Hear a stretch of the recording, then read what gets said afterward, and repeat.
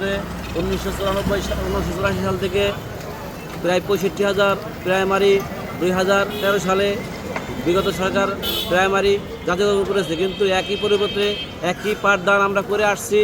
আমাদের কোনো বেতন ভাতা নাই, বেতন নাই, কোনো উপবৃত্তি নাই, ছাত্রদের কোনো মিড ডে মিল নাই, যার কারণে আমাদের শিক্ষকরা অনেকেই অবসর পদত্যাগ করতেছে এবং আমরা ছাত্র পাচ্ছি না।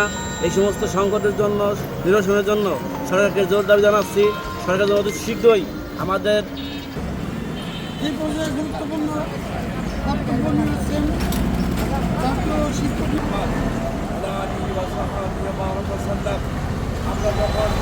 আমরা একটা চিত্র দেখতে পাচ্ছি যে প্রত্যেকটা বিশ্ববিদ্যালয় কলেজগুলোতে এটা আমরা জানতে চাই। আমরা পরিষ্কার ভাষায় বলতে চাই, প্রত্যেকটা শিক্ষা প্রতিষ্ঠানে ধরনের পায়তারা করা হচ্ছে, এটা বরদাস্ত করা যায় না। শিক্ষা প্রতিষ্ঠানে